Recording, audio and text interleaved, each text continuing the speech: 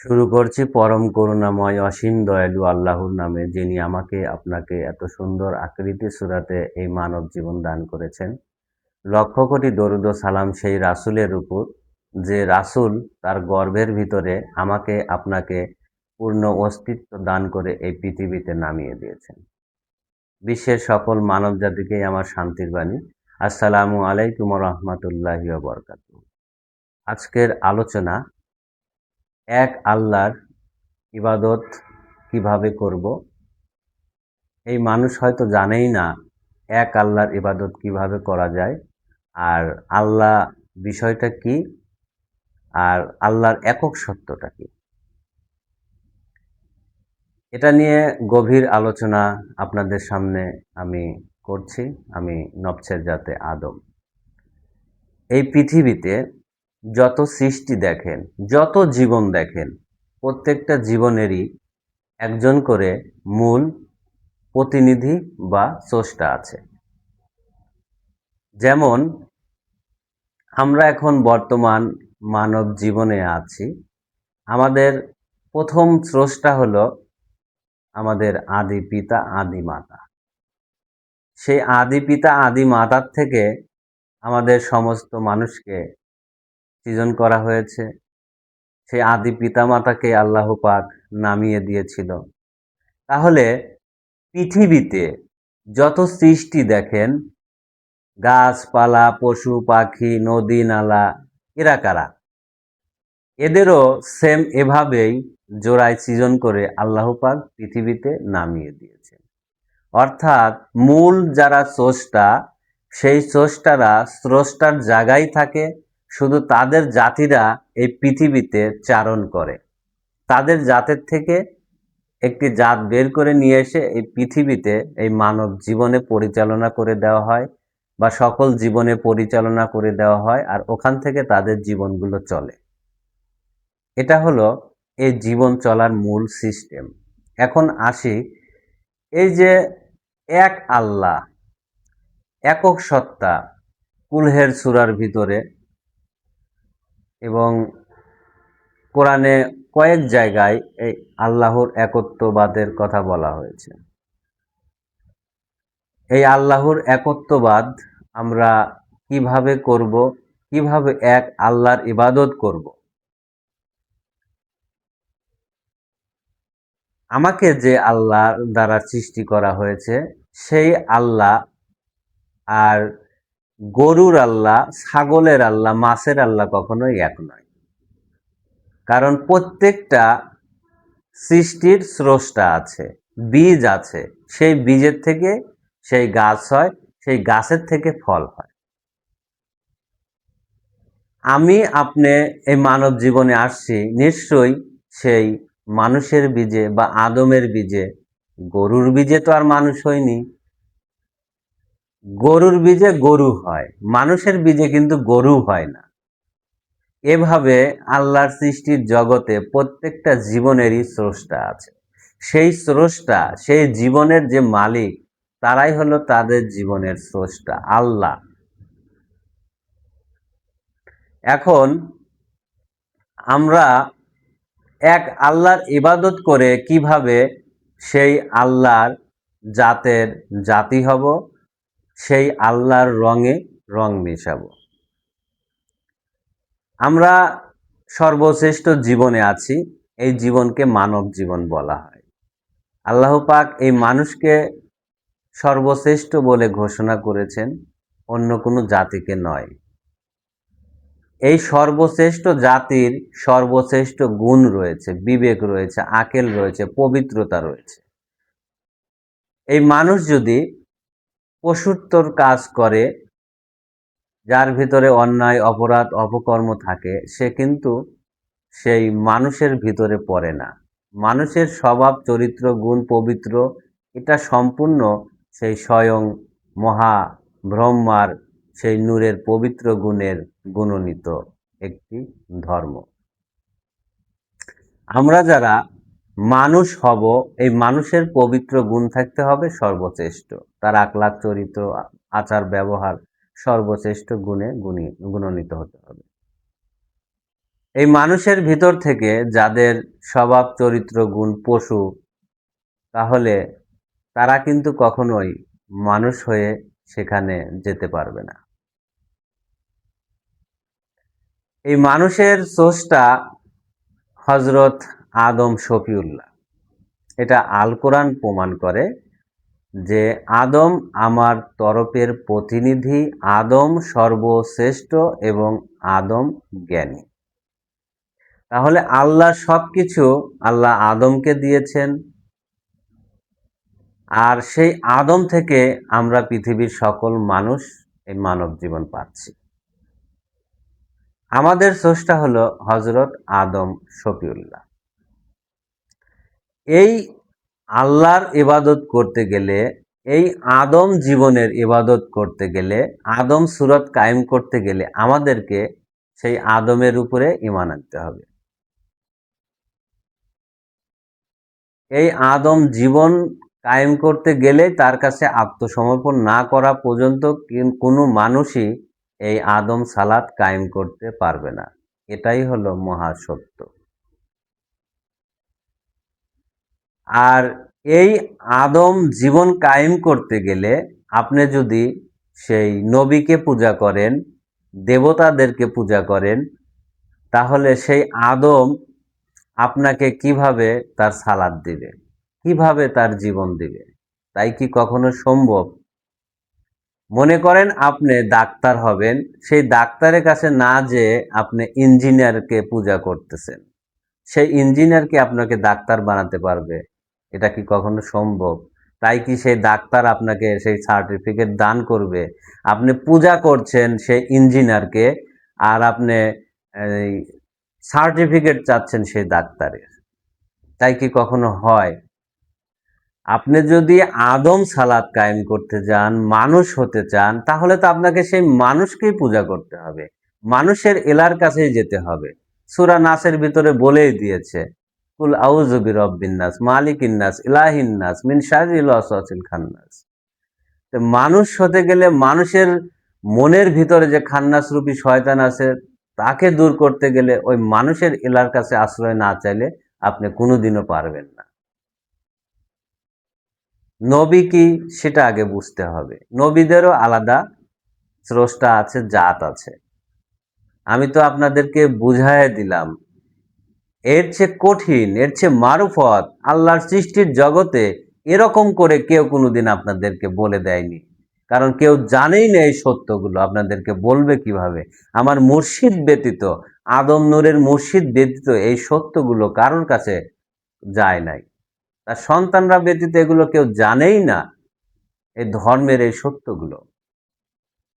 তাই আপনাদেরকে আমি বলে দিলাম যে গরুর বীজে যদি গরু হয়, তাহলে ওই গরুর স্রষ্টা ওই গরুর, ওই গরুর জীবন থেকে যদি গরু হয়, তাহলে ওই স্রষ্টা তো সেই।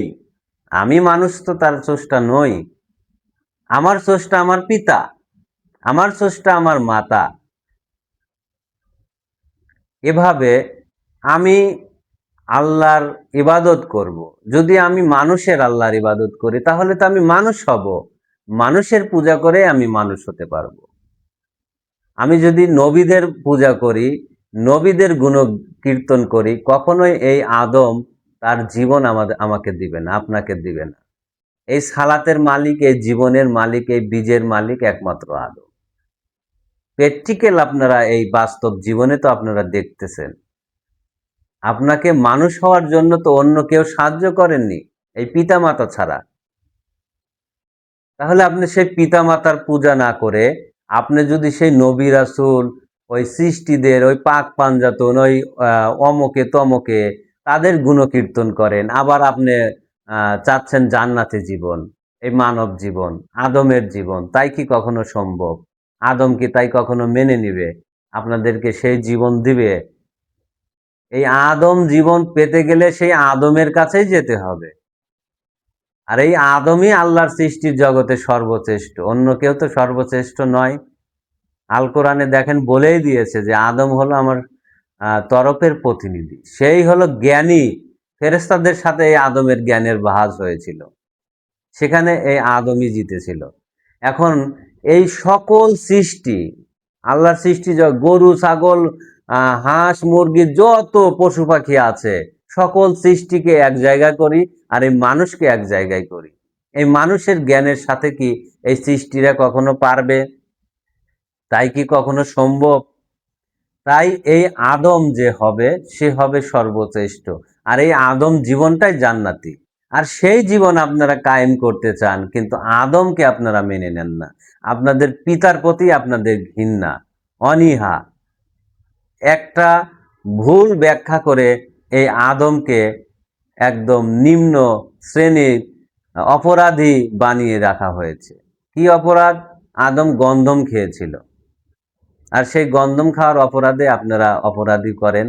এই আদম যদি গন্ধম না খাইতো, আপনারা বা আমি এই মানব জীবনে আসতে পারতাম? আর সেই গন্ধমটা কি তাও আপনারা কখনো বোঝার চেষ্টা করেন না। আপনারা এমন বেকুব মানুষ, অন্ধের মতো আপনারা ধর্ম মানেন। যারা অন্ধের মতো ধর্ম মানে এরাও একটা অপরাধী, অবশ্যই এরা অপরাধী, কারণ ধর্মের সত্য এরা কখনো খোঁজে না। আমি যেটা বলতেছি সেটা সত্য নাও হতে পারে, সেই সত্যটা আমার কাছ থেকে আপনারা জানেন যে এর দলিল কি, এর মানব অস্তিত্বের প্রমাণ কি। আমি তো আপনাদেরকে বাস্তব প্র্যাকটিক্যাল দলিল দিয়ে যাচ্ছি। আল্লাহর প্র্যাকটিক্যাল দলিল হলো এই মানব অস্তিত্ব। এর উপরে আর কোন দলিল চান আপনারা? কাগজের দলিল, যেটা একজন যদি ভুল করে থুয়ে যায়, ভুল লেখা, ভুল উচ্চারণ, ভুল ব্যাখ্যা করে গেলে সেটা নিয়ে আপনারা থাকবেন? আপনারা কি এই আল্লাহর বাস্তব দলিল দেখতে পান না? কিভাবে এই মানুষ মানুষ হয়? আর এই মানুষের সুরাত, মানুষের সালাত অনন্তকালের জন্য কায়েম করবেন, আর সেই মানুষের উপরে ঈমান আনবেন না, সেই আদি পিতাকে মেনে নেবেন না, এটাই কি আপনাদের ঈমান? চান আপনাদেরকে যদি আপনারা যেতে পারেন যান, যদি সেই নবীকে মেনে, সেই সৃষ্টিদেরকে মেনে যদি এই মানব সালাত কায়েম করতে পারেন করেন, আমার কোনো আসে যায় না। কিন্তু আমি পৃথিবীর সকল মানুষকে সত্য জানাবো যে এই আদম সালাত, এই মানব সালাত কায়েম করতে গেলে মানুষের কাছে যেতে হবে, মানব গুরু ছাড়া কোনো পথ নেই। আর এর একমাত্র প্রতিনিধি হজরত আদম শফিউল্লাহ, আর সেই আদম শফিউল্লাহর সন্তানই আমি কথা বলছি। আমি পৃথিবীর সকল মানব জাতিকে সত্য পরিষ্কার করে দিচ্ছি দিনের মতো, যে এক আল্লাহর ইবাদত করে কিভাবে সেই আল্লাহর রঙে রঞ্জিত হওয়া যায়। আপনি আমার পূজা না করে আপনি আমার রঙে রঞ্জিত হবেন, আমার পবিত্রে পবিত্র হবেন, তাই কি কখনো সম্ভব হবে? আল্লাহ কোরআনে বলেছে তোমরা আল্লাহর রঙে রঞ্জিত হও, আর আল্লাহর সবকিছু দেওয়া হয়েছে আদমকে। সেই আদমের কাছে যাবেন না, যাবেন নবীর কাছে। নবীর গুণকীর্তন করবেন, পাক পাঞ্জাতনের গুণকীর্তন করবেন, পীরের গুণকীর্তন করবেন, অলির গুণকীর্তন করবেন, যাদের কোনো জীবনেরই পরিচয় নেই। কোন জীবনের উপর দাঁড়িয়ে সে অলি হয়েছে, কোন জীবনের উপর দাঁড়িয়ে সে নবী রাসূল হয়েছে, তারও কোনো পরিচয় আপনারা জানেন না, জানতেও চাননি কখনো। আপনারা শুধু অন্ধের মতো ধর্ম মেনে যাচ্ছেন। অন্ধের মতো ধর্ম মেনে আপনারা কি এই মানব জীবন পাবেন? এখান থেকেই আপনাকে সবকিছু জানতে হবে, আপনার স্রষ্টাকে। কোথায় থেকে আসছেন, কোথায় যাবেন, কোন জাতে থেকে এসেছেন, কোন জাত এখান থেকে নির্ধারণ করলেন যাবার সময় কোন জাতে যাবেন। লালন ফকিরের গানে বলে গেছে না এই জাতের কথা? আর আপনারা জাত ভাগ করে লিছেন কি? হিন্দু এক জাত, খ্রিস্টান এক জাত, বৌদ্ধ এক জাত, এদেরকে আপনারা জাতে জাতে ভাগ করে নিছেন। না, এদেরকে কখনো জাত বলে না। একই বীজে তৈরি এই সকল মানুষ, আর এদেরকে আপনারা জাতে জাতে ভাগ করছেন। জাত বলে গরুকে, ছাগলকে, মাছকে, পাখিকে, এরা এক একটা জাতি, এদেরকে জাত বলে। এই মানুষ তো মানুষই, সে খ্রিস্টান হোক, হিন্দু হোক, বৌদ্ধ হোক, আসা যাওয়ার পথ একটাই। তো এদেরকে কখনো জাত বলা হয় না। জাত এই সৃষ্টিরা। এই জাতের তথ্য, এই আল্লাহর তথ্য, আল্লাহর একত্ববাদ আল কোরআনে বলেছে তোমরা তোমাদের স্বীয় রবের ইবাদত করো। আগে নিজ রব আগে নির্ধারণ করেন, সেই এক আল্লাহর যখন ইবাদত করবেন, সেই আল্লাহর দিন আপনার হবে, সেই আল্লাহর সালাত আপনার হবে, সেই আল্লাহর রব আপনার হবে। ওই জীবন থেকে আপনি রব শক্তি, বাক শক্তি, কথা বলতে পারবেন। এছাড়া কোনোদিন আপনি রব বলতে কোনো কিছুই পাবেন না, কোনো স্রষ্টাকেও পাবেন না। এক আল্লাহ বলতে আপনারা কোনো কিছু জানেন না। ধরেন আমি এই যে মানুষ, আমার মতো মানুষ আর পৃথিবীতে দ্বিতীয়টা কি দেখাতে পারবেন? আমি এক। আবার আপনি রহিম, করিম, জব্বার যাই হন, আপনার মতো দ্বিতীয়টি আর কেউ নেই। হয়তো আপনার কাছাকাছি চেহারা হতে পারে, কিন্তু আপনার যে বাকশক্তি, কণ্ঠ, আপনার যে জেনেটিক, আপনার যে আহ, বিজ্ঞান মতে যে তথ্যগুলো, আপনার সাথে পৃথিবীর কোনো মানুষের মিলবে না। এটাই হলো সত্য। প্রত্যেকটা জীবনই একক সত্য নিয়ে পৃথিবীতে প্রকাশ ঘটে। সেই জীবনগুলো আগে চিনতে হবে যে এক আল্লাহকে, সেই এক আল্লাহর ইবাদত করেই আসলে সেই আল্লাহর রঙে রঞ্জিত হতে হয়। আপনি পাঁচজনের গুণগান করবেন, পাঁচজনকে পূজা দিবেন, আর আপনি একক কোনো সত্তার উপরে সত্যবান হবেন, তা কখনো হতে পারবেন না। একজনকে পূজা দিয়েই একজনের সেই সবকিছু আপনাকে নিতে হবে। অন্য কারো ভক্ত হয়ে অন্য কাউকে পূজা দিয়ে আহ, একজনেরটা আর একজন কখনো কেউ দিতেও পারে না, নিতেও পারে না। এটাই হলো মহা সত্য। আর এত সুন্দর করে এই সত্যগুলো আপনাদের সামনে উপস্থাপন করছি, হয়তো অনেকের বুঝেই আসে না যে এ আবার মানে কি বলছে। আমার কথাগুলো মিলিয়ে দেখেন, এই বাস্তবটা মিলিয়ে দেখেন।